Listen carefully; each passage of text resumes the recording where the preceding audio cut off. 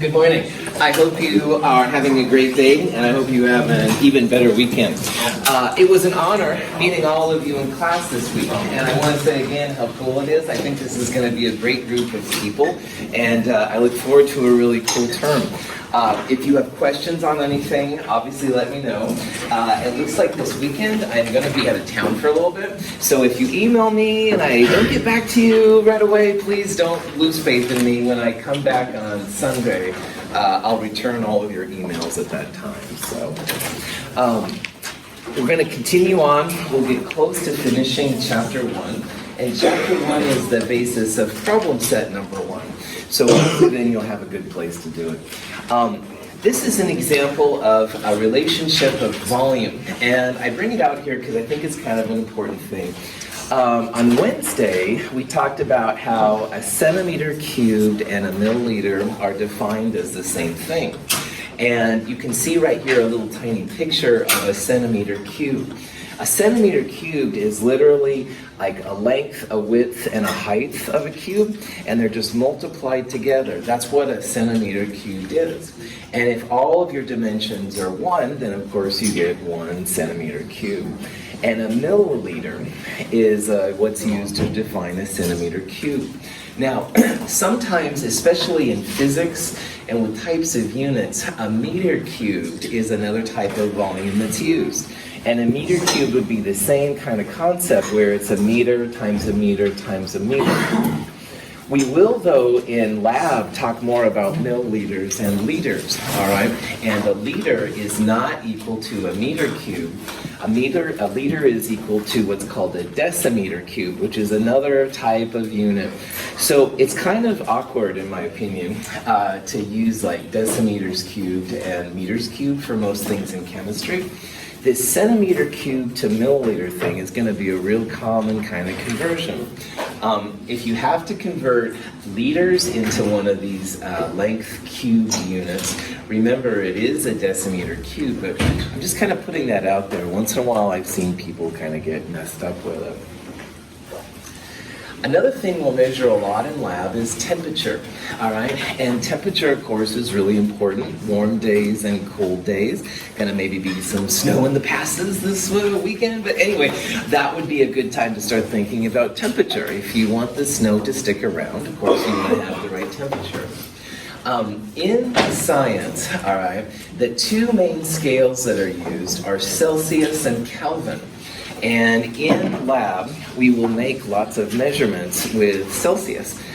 In the lab drawer that you used this week, there was actually a thermometer in there, and those should be, at least anyway, Celsius thermometers.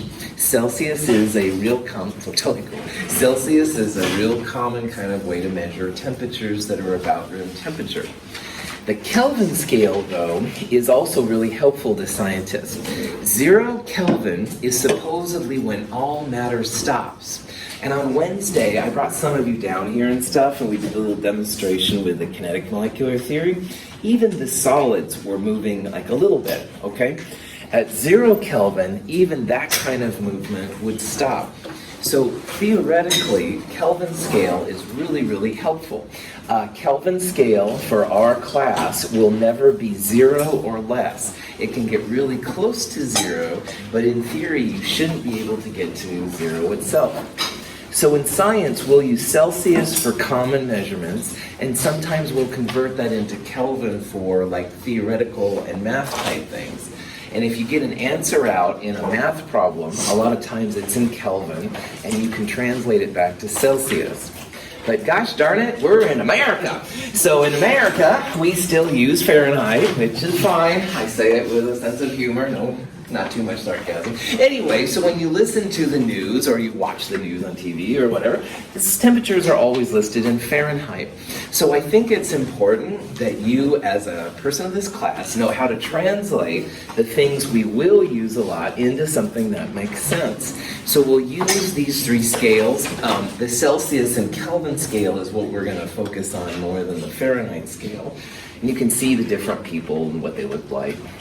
Cool. Now, the temperature of water is a great place to talk about the differences in the scale, all right? Celsius, when he proposed the scale, 0 was the freezing point of water, and 100 was the boiling point of water, and that's totally cool. The guy that did the Fahrenheit scale, the coldest temperature that they knew at the time was a 0 degree thing. They had like an ice solution. So what that ended up working out to is that the freezing point of water is 32 and the boiling point of water is 212. Notice this nice 100-degree difference between the two extremes. And that's pretty awesome. Powers of 10 are a lot easier to figure out mathematically with or without a calculator than a difference of 180. Now, Kelvin, when Kelvin proposed the scale, or the scale was proposed, all right, there's also a difference of 100 degrees between the freezing and the boiling points of water. And this 100 degrees difference is going to have a lot of kind of cool uses for us.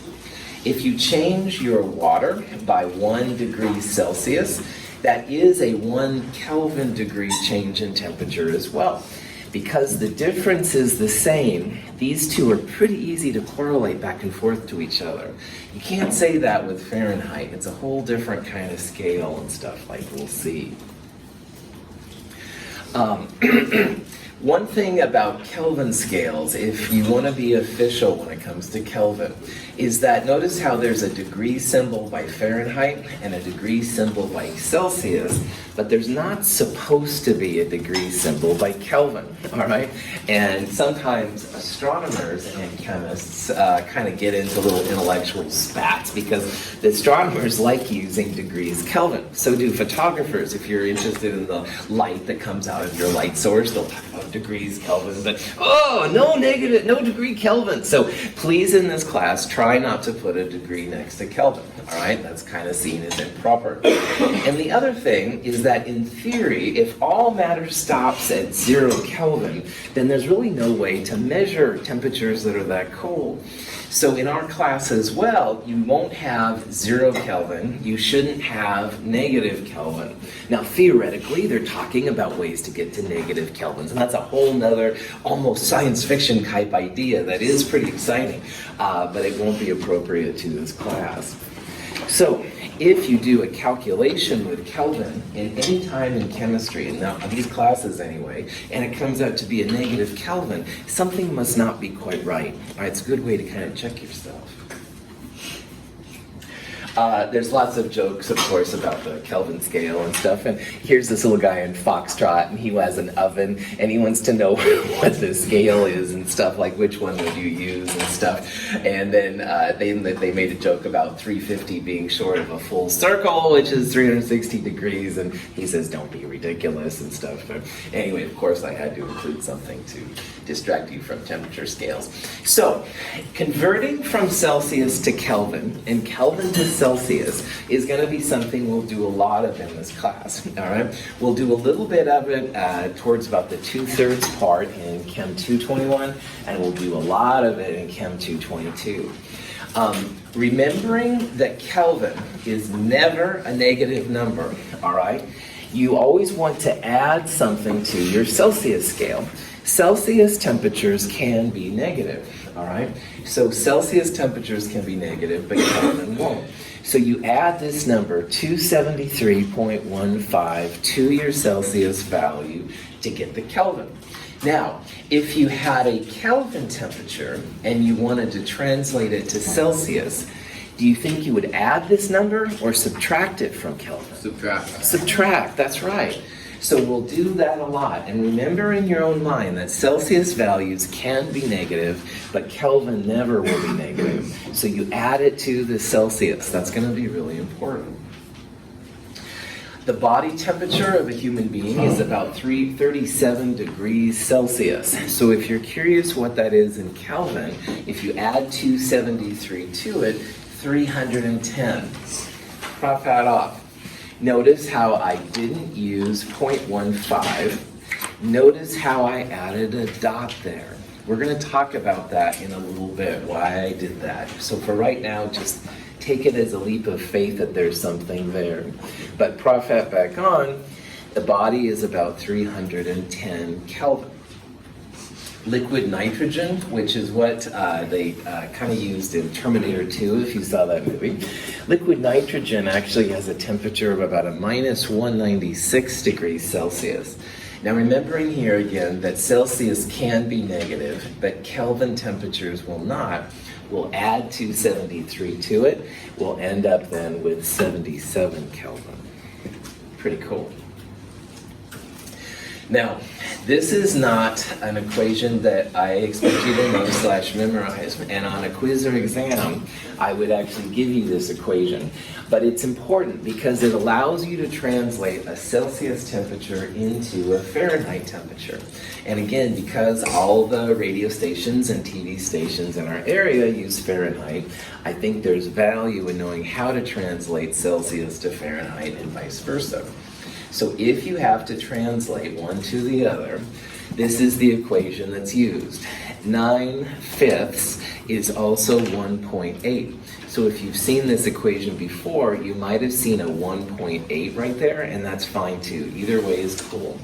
But 9/5 times the Celsius temperature plus 32 is what allows you to find Fahrenheit. And if you need to go Fahrenheit to Celsius, you would first subtract 32 from it, and then you would divide by 9/5 or 1.8.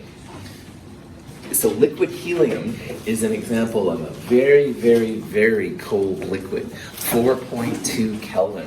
You need very special kind of apparatus to use liquid helium. If you're curious what this temperature is in Fahrenheit, what I would recommend is that you turn Kelvin into Celsius first. So Celsius can be negative. You can subtract 273.15 from it to get this number. And then if you take this number, multiply it by 9/5 and add 32, liquid helium has a Fahrenheit temperature of negative 452.1. Pretty cold. So, all right. Now, your phones, your computers will have wonderful apps to convert temperatures together, and that's totally fine stuff. It is kind of nice, though, to know how to do it yourself as well. Here's an example of a type of question stuff that you could think of when it comes to temperature. These three temperatures are temperatures that exist on the Earth, all right? But you can tell, obviously, that they are in different formats, all right? So there's Celsius, there's Fahrenheit, and there's Kelvin. And what you can do here is try and put them in order of increasing temperature. So increase in temperature means coldest one first and warmest one next. Now, these are the equations you can use. And what I would do is I would probably convert the Fahrenheit to Celsius and the Kelvin value to Celsius, so you had them all in a same kind of scale. But you could do any direction you wanted to, it's no problem. 273 is the threshold temperature for going from under water's freezing to above water's freezing. 256 Kelvin is pretty cold, so that one's probably going to be the coldest. My guesstimate thinks that 29 Celsius would probably be the warmest. But what you can do, of course, is put them right in there and stuff to figure out. And when you do that, that's exactly what you see. 45 degrees Fahrenheit is a little colder than it is right now outside. 29 degrees Celsius, though, is pretty warm. Questions on this stuff?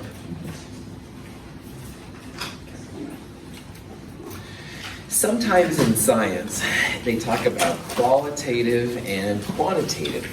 And both of these kind of measurements are pretty important.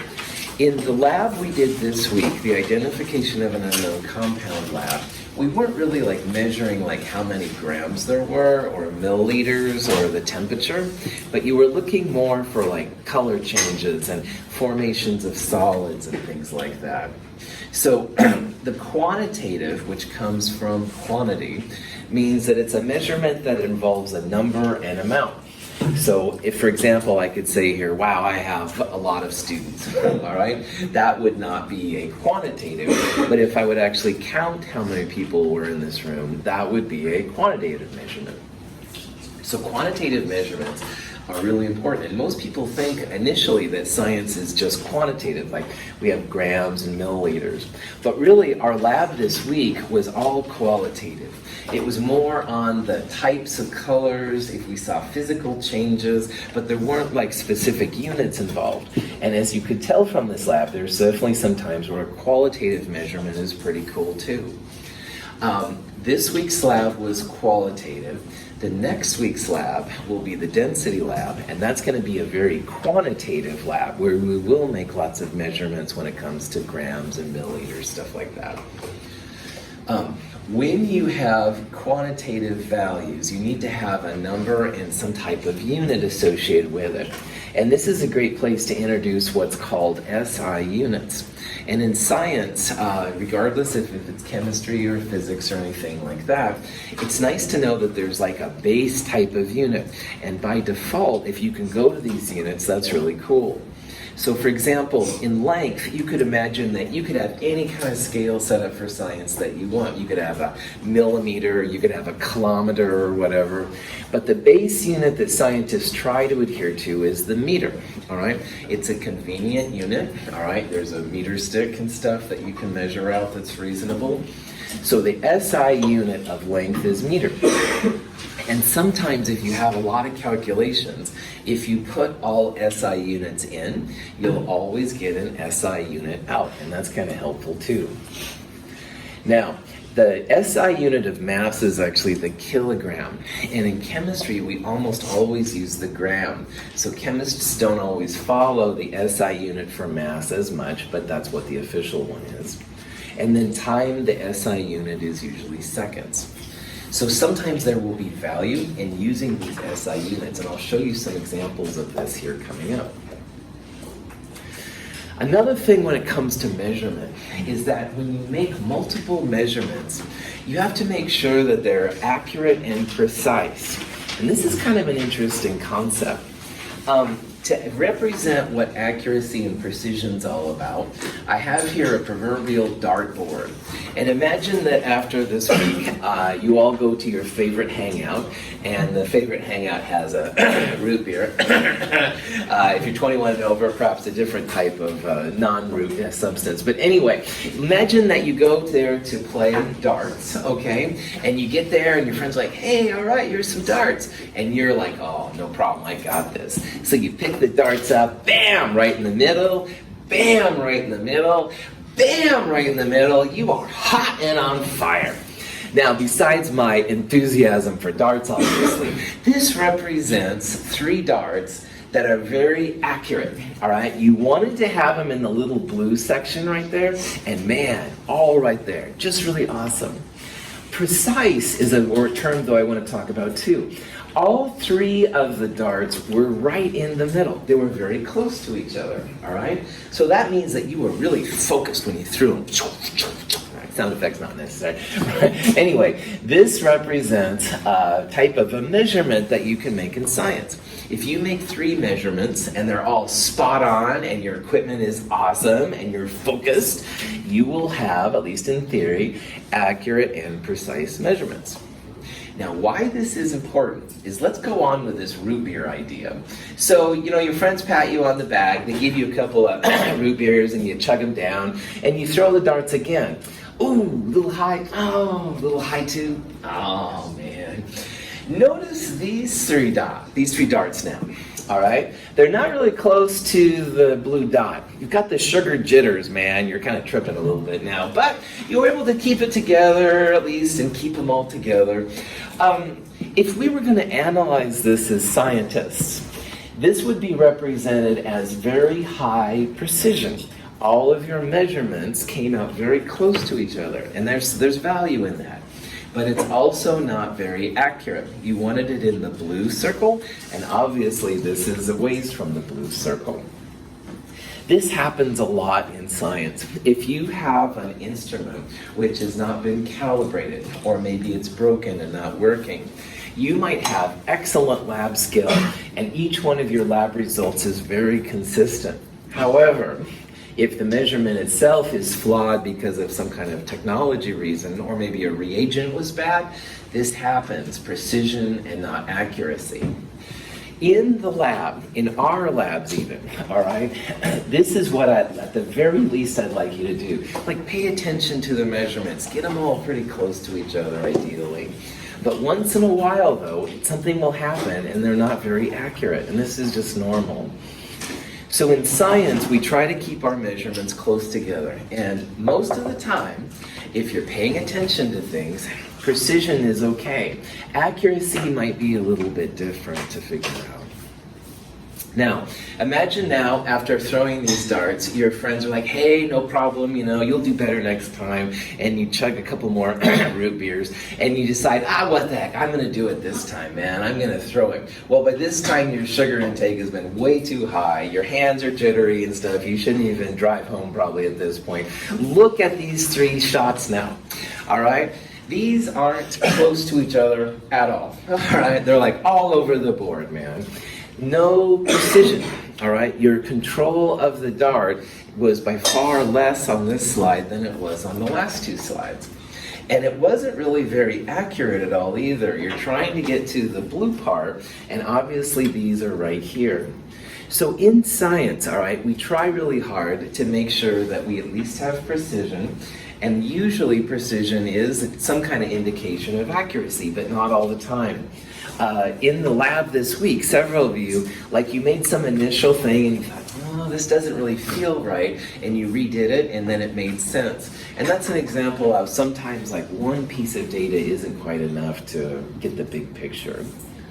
So all of these silly root beer ideas and stuff, I apologize for the juvenile part of it, is just to show that in science, when you're making a measurement, all right, ideally, you should be able to control if they're close to each other. Like if you have the control to keep them close and precise. Accuracy, though, sometimes is another beast that has to be tackled in a different way. This is kind of an overview of what's happening. The way that we measure accuracy and precision, these are both things that we'll do in Chem 221 during the lab part. If you see something about a percent error, all right, that's a way to actually tell how accurate your measurements are. So again, going back to the silly dart idea, in the red part there, all of these are right next to each other, and they want to be in the red circle. This would be a very low percent error. Now, obviously, if you're going to do a percent error, you need to know what an accurate measurement is. You have to have a leap of faith that some scientist has figured this out. But if you do, then percent error is really cool. We will measure quite often something called parts per thousand. And parts per thousand is a way to tell if your 3 measurements are close to each other, if they're precise, or if they're quite a ways away from each other, not very precise. Parts per thousand is like a number, just a number with no units. The smaller the number, the closer your measurements are to each other. But just because you have a good parts per thousand, it doesn't necessarily mean that you're accurate. And that's always something that you should keep in mind as a scientist.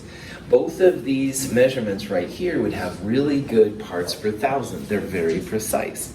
But the accuracy would only, the percent error would really only be good for this one, not that one right there. Later on, we'll talk about ways to figure out parts per thousand and percent error.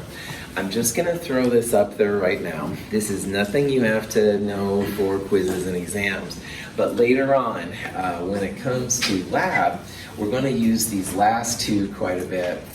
In some statistics classes at Mount Hood, they'll use standard deviation as an alternative way to find things. We won't use that in this class, but it is something else that's used. These 2 right here, we'll come back and we'll use them in lab later on.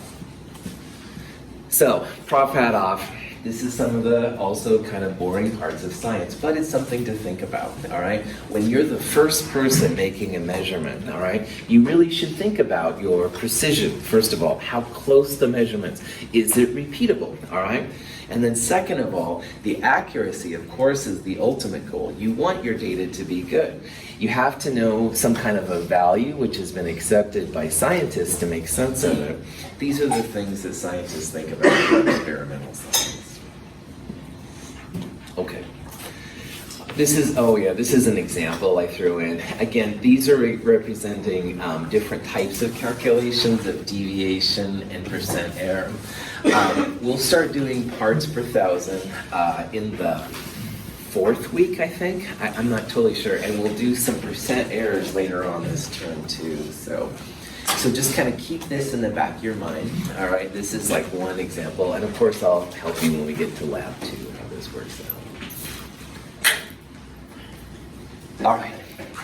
The biggest topic, though, of this chapter 1, and I would argue the most important of all, involves another part about experimental science. And you've probably heard this term before, but we need to start figuring out. It's something called significant figures. And man, significant figures is a base thing we'll use all the way through Chem 223. And why we use significant figures is that if you look at this graduated cylinder, the question is, what do you call this measurement?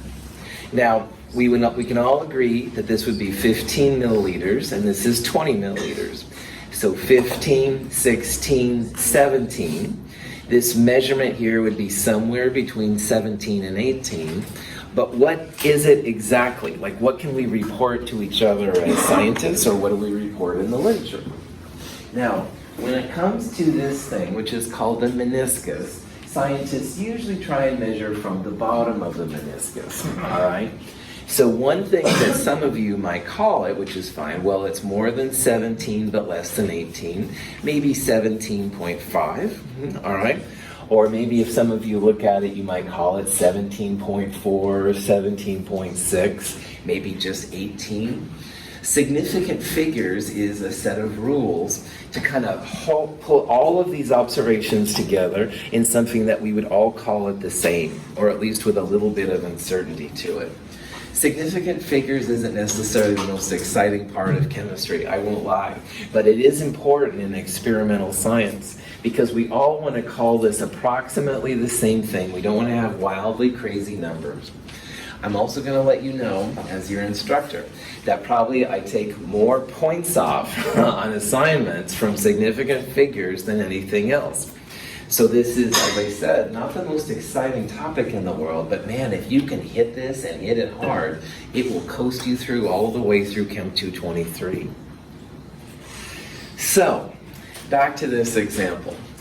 We know it's more than 17, we know it's less than 18. So the question is, how many digits is it, all right? Do we just call it 17? Do we just round up to 18? Do we use a tenth and stuff? And that's a really good question. So the significant figures concept, sig figs for short, is again very important, all right? And we'll go through some examples of how this works. But again, I want to point out, this is something from experimental science. And in chemistry, that's what we do. All right? We measure things, samples from the wild, we make things and want to know how much it is. So this sig fig things is just part of experimental science. When you make a measurement, there's always going to be some digits that are known, and there'll be one that's a little uncertain. And you can think about this as like a plus or minus 1, plus or minus 0.1, something like that. So there's some values that are definitely known digits, and then there's also going to be a doubtful digit. And the doubtful digit is literally the last number you're going to write down. All right, and you can think about that doubtful digit as a little uncertain. So what that means is that if Eric and I are doing a measurement, all right, I might call it 17.5 and he might call it 17.6. A little bit of deviation in that last number is okay. Joseph looks at it later and he calls it 17.4. That would be all right too. There's always a little bit of plus or minus in that last value because it kind of does depend on your perspective. However, the total number of known digits plus that doubtful digit, that means that number is going to be the total number of significant figures. So whether you called it 17.4, 17.5, or 17.6, those are all 3 sig fig number. That last one is doubtful. That's why we're getting some different meanings to it, all right? So if I had some kind of random graduated cylinder up here, in theory, each one of us in this room would have a different measurement, but hopefully the first numbers will be the same. It's just the last one which will be off by a little bit. So let's say we have 65.07, and I asked you how many significant figures there are and what's the doubtful digit. Well, 65.07 would have 4 sig figs. 6, 5, 0, and 7. That's 4 digits. And it's the last one listed, which in this case is the 7. That one would be the doubtful digit. And what that means is that if Amanda makes a recording of this thing, it might be 65.08 for her, and that's okay.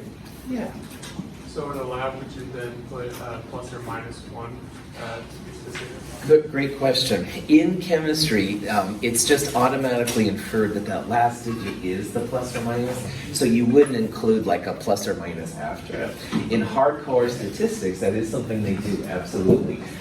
Chemists really are lazy, and so we don't usually do that unless it's a very specialized kind of thing. Good call. Here's another number, 54.70318. So the number of sig figs is literally the number of digits. So 5, 4, 7, 0, 3, 1, 8. That would be 7 sig figs. And it's this last one right there, that 8, that's going to be the plus or minus. And it's an implied plus or minus. It's not explicit. You don't have to put down 8 plus or minus 1 or something like that. At least not in Chem 221, Chem 223. Now, most of the time, figuring out number of sig figs is pretty chill, but pesky zeros can get in the way. So I need to go through some kind of boring but important examples of what to do with zeros. Zeros will be the troublemakers a lot of times on your calculations. 69.08 is an example of a number with a 0 in the middle of non-zero numbers. So 0 is in the middle of 8 and 9. Zeros between non-zero numbers always count. So 69.08 would be 4 significant figures, and the 8 would be the doubtful digit. If the zeros are before non-zero numbers, those zeros are not significant. So here's another example. Remember, in chemistry, we deal with numbers that are really big and really small. So this measurement, 0.0089. And the question is, how many sig figs are there? Well, these zeros are before a non-zero number. And that means they don't count. They're what we call placeholders. We need to have 0.0089 and not like 0.089 or 8.9 or 89 or any of these other kind of numbers, all right? So these zeros are placeholders. In scientific notation, this would be 8.9 times 10 to the minus 3. So notice that those zeros disappear in scientific notation. So this number has only 2 significant figures, the 8 and the 9. And the 9 is going to be the doubtful digit. If you can translate a number like this into scientific notation, it's usually a good way to figure out how many sig figs there are. Now, zeros at the end of the number, we have to think about if they're after the decimal or if they're before the decimal. And I'll show you what the other one means here in a little bit. These two numbers here are examples of zeros after the decimal and after a non-zero number. So in both of these things, chemists wouldn't include the zeros unless there was a reason for it. I use the idea a lot of times of how chemists are lazy, all right? If I didn't have to record this, I would call this just 2.5, and I would call this just like 25. So there's a reason here why the 0 was there. This is a significant number, just like these two are significant numbers. So again, let's check this out. Zeros at the end of a number, and after the decimal point are significant. So if the chemist writes a 0 after the decimal like this, it's going to be significant. 3 and 4 sig figs. Yeah. Just a question. So, Sure. like for the 0.0089, Uh-huh. could you just write like 8 times 10 to the negative 4, and would that be okay? Write it. Scientific notation always has to have one digit to the left of the decimal and all the other ones to the right. So you'd write this as 8.9 times 10 to the minus 3, and that would be totally cool. Yeah, that would be totally cool. All right. If the zeros are before the decimal, but after a non-zero number, there's another kind of twist here in this. And again, this is where it gets a little strange. Notice 1500 and 1500 dot, all right? If the 0 is after a non-zero, but before the decimal, they usually don't count. So 1500, if we wrote this one in like scientific notation, this would be 1.5 times 10 to the 3, only 2 sig figs. But what if you had a number like 1500 and you wanted all 4 sig figs to happen? Now let me talk about what this means. 1500 without a dot, it would be plus or minus 100. So you might record 1400, you might record 1600. That's what this kind of number means in science. This number right here, though, what they're trying to say is that what if you had plus or minus 1? Like maybe your number would be 1499 or 1501, something like that. The precision is a lot different in these two numbers. So if you have no dot, then the zeros don't count. But if you do have a dot, that dot shows you that those zeros are meaningful. So 1500 dot would be plus or minus 1. 1500 no dot would be plus or minus 100. Yeah. Which would be the best way to show the 1500 with only 3 significant figures? Excellent question. The question is, what if you had 1500, but you wanted to have plus or minus like 10? Like if you wanted this 0 to be significant and not this one. There's 2 possible answers, all right? One of them that does work is you can sometimes put a line over the 0, and that's kind of an informal way to show that the tens is significant. But the way that I like better, and I'll talk about in the next one, write it as scientific notation. So 1.50 times 10 to the third would be a good way to do it. Awesome question. Was there another? That's what I was doing. Good. Oh, good man. Good. All right. All right. There's also what they call exact definitions. So just to make it even more fun, some things like time. Time is always 60 seconds equals a minute, all right? And as far as we know, that's the same thing all the time. Also, the metric conversions are exact. It's always 10 millimeters per centimeter, for example. These are both considered to be exempt from sig figs, or they'll have infinite sig figs, which means you don't have to worry about transformations with these kind of numbers. Now, most things in chemistry, like density and temperature readings and molar masses, will be using these kind of rules up here. But once in a while, when it comes to metric conversions and time and these kind of things, then the definitions will play out. In the problem set next week that we're going to go over during your recitation in lab, we'll talk about some examples and how these things apply and the things to look for. In Chem 151, I used a lot of times 4 quarters is $1, all right? 4 quarters is always $1, but 4 is a 1 sig fig number, so if you use that, you'd be messed up sig figs. You don't want the definitions to mess up your sig figs. All of these rules are not difficult. They're kind of a pain and they're a little annoying, I won't lie, but they're important because all of our science measurements and stuff are based on it, all right? If Maggie and I are out in the field, we don't want to have like totally different sets of data. We want to try and be reproducible.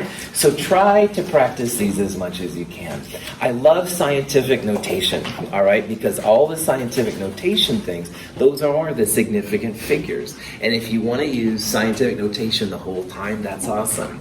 Now, to practice for this, there's stuff in the companion, in those learning resources kind of sections that will help you. It's like self-quizzes to go through and figure out, and I highly encourage you to check that out. There's also some online extra credit problems you can do on the website, and if you go through those and answer the questions, you can get extra credit at the same time while you're learning these these very fascinating scientific notation and significant figure rules. You had a question back there, Maddie. Yeah. Maddie. What if you're doing a problem where you like add or subtract certain values and both of them have two different numbers of sig figs? Would you use the value in your answer? Would you use the one that has the least amount of sig figs? Or how would you determine that? Cool. We'll talk about how you use these rules in multiplication, division, and, which is more what you're talking about, adding and subtracting. And so I'll go through that here in a little bit. But one thing I do want to point out is that regardless of which one you use, you always do sig figs at the end of the problem, and that's another important thing. So hold that thought, Maddie. We'll talk about that in just a second. Okay. Here's some numbers. All of them have the same number of sig figs? Yes or no? What do you think? Here in both. That's good. 1,000 with a dot. How many sig figs? 4. That's right. The 0, if it has a dot by it, that means it's going to be significant. 1,000 without a dot would be just 1 sig fig, usually, unless it was in scientific notation. 9.730. How many sig figs? Yeah, 4. Well done. This 0 is after the decimal and after a non-zero. Scientists put it up there for a reason. Scientists really are lazy, so that's 4.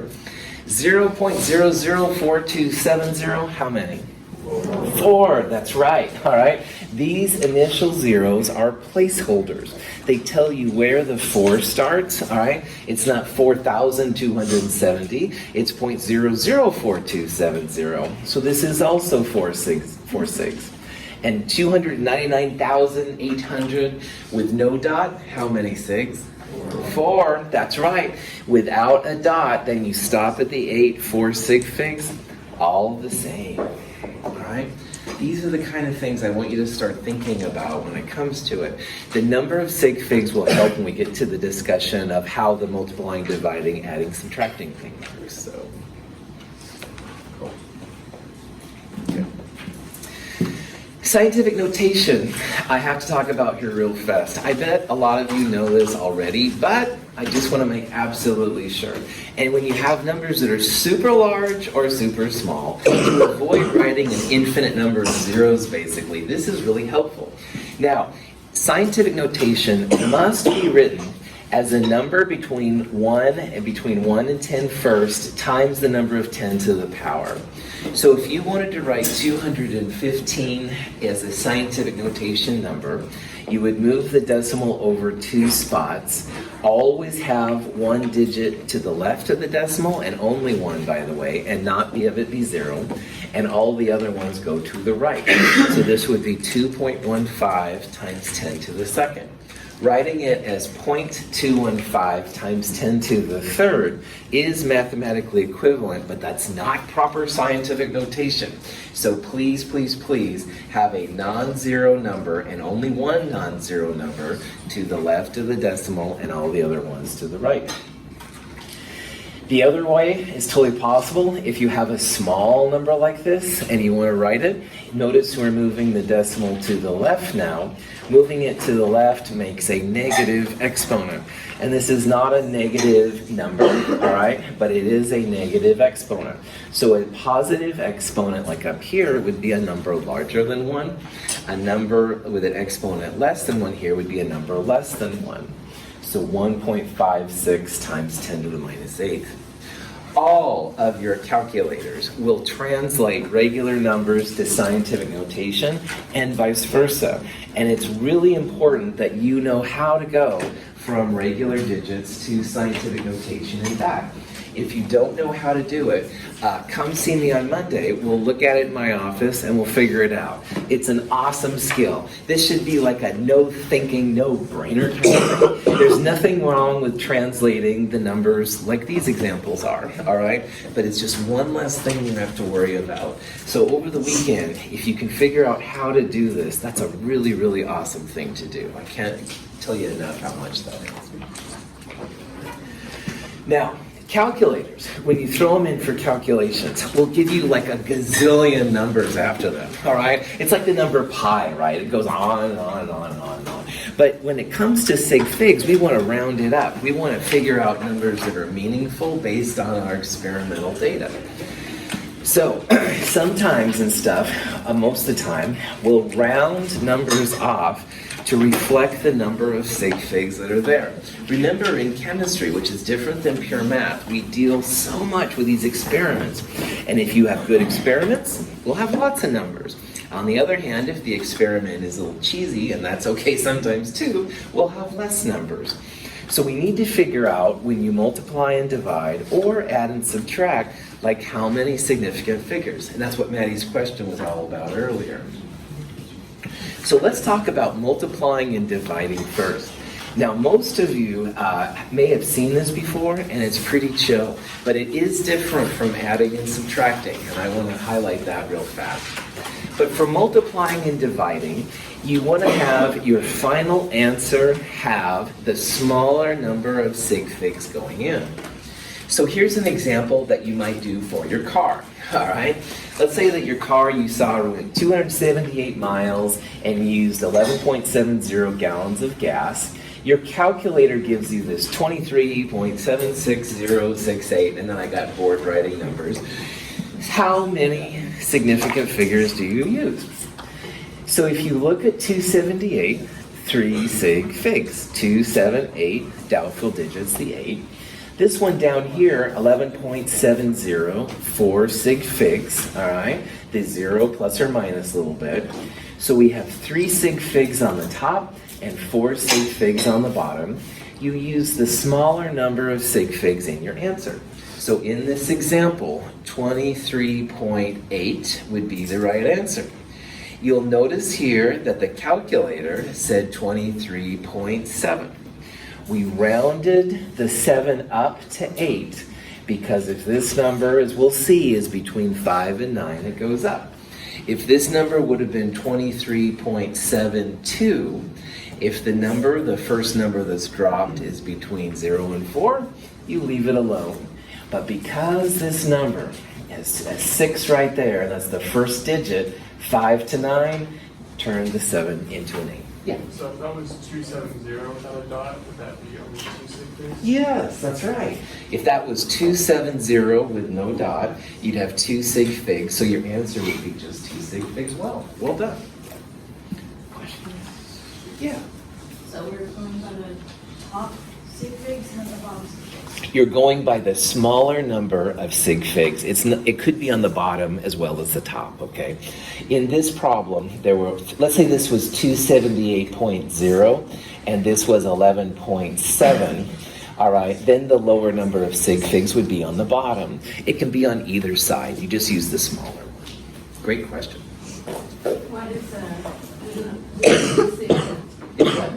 the same, like the bottom and the Oh, if they were both, like if this was 11.7 and 27.8, then you would use just 3 sig figs. Yeah, if they're both the same, just use the smallest one. Excellent. Yeah. So say a problem, it needed to be 2 sig figs, and we got an answer that was like 20. Yeah. So you have a 0 at the end. Do you want us to express it using a decimal when we write our answers? You bet. You have 2 options. 20 with a dot is awesome. All right. You could also write 2.0 times 10 to the first. You bet. That would be another one. Good question. Any other ones?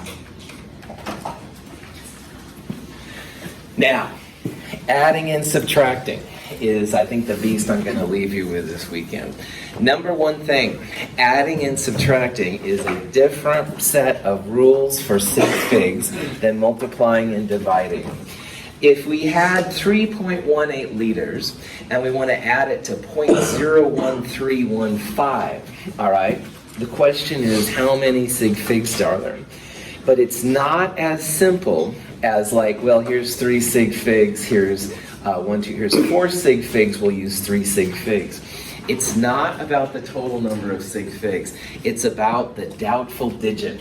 So that doubtful digit comes into play when you add and subtract.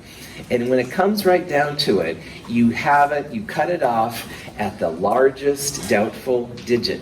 Now, adding these numbers in your calculator, you get 3.1931315, all right? And that's cool. But if you look at these numbers, 3.18 and this number, the 3.18, the scientists cut it off at the hundredths, the second position to the right of the decimal. We don't know what these question marks are right here. This number goes out a lot farther. As you can see, it goes out to this 5. But we don't know what we're adding up here. So what you want to do is you want to cut it off at the largest doubtful digit. 8 is the doubtful digit on this one. So you'll cut it off right here, all right? We don't know what these numbers are up here. Are they 9s? Are they 0s? I mean, any possibility is happening right there. So it comes down to cutting it off at the largest doubtful digit. We're going to cut off this 315 because we have no confidence in what's by that 3.18 number, all right? So for that reason, the doubtful digit becomes really important, and you cut it off at the largest one. Questions on that? All right, we'll tackle this more on Monday. We'll finish chapter 1. Have a wonderful weekend. I look forward to seeing you all next week.